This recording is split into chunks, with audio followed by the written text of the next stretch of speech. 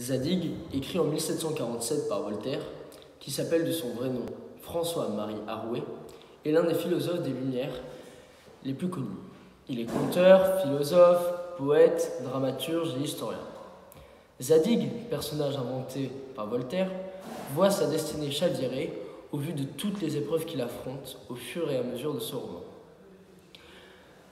Ce personnage n'a pas ce qu'il mérite. Un héros vertueux, Zadig est un jeune philosophe, il a tout pour lui, il est jeune, riche et il a l'intelligence. Seulement, Voltaire nous montre que le bonheur ne dépend pas de nous seuls. Néanmoins, à la fin de l'histoire, Zadig triomphe. Il devient roi et épouse la femme qu'il convoitait. Les thèmes principaux dans ce roman présenté sont tout d'abord la destinée. Zadig est destiné à passer une vie merveilleuse en vue de ses capacités intellectuelles. Seulement, il est puni au fil du roman. Et tout ne se passe pas comme prévu. Un autre thème abordé est le fanatisme religieux, où les hommes adorent leur Dieu de façon fanatique, ce qui laisse place à des disputes. Zadig prône le respect envers différentes croyances et explique que leur foi est égale, mais les hommes ne veulent rien entendre. L'injustice politique est beaucoup mise en avant dans cette œuvre. Zadig est plusieurs fois mis en prison et relâché quand bon semble la volonté du roi Mouadbar. Voltaire dénonce les pleins pouvoirs du roi et critique la monarchie française de l'époque.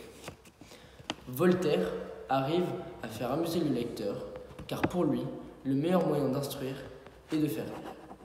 Donc, il va divertir le lecteur avec, par exemple, de nombreuses hyperboles avec un ton ironique, tel que « On venait à cette solennité de la terre, chapitre 5, ou bien « Ce prix inestimable ».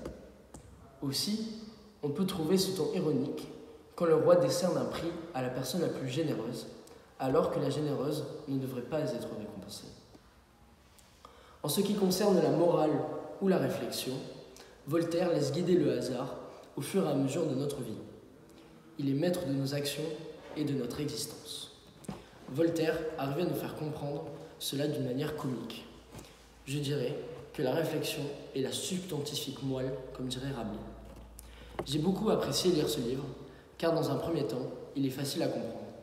On ne se lâche jamais, car chaque chapitre est une histoire à part entière, ce qui laisse place à de nombreux rebondissements. Cela nous donne envie de continuer ce roman en voulant découvrir ce que Voltaire nous réserve dans chaque chapitre.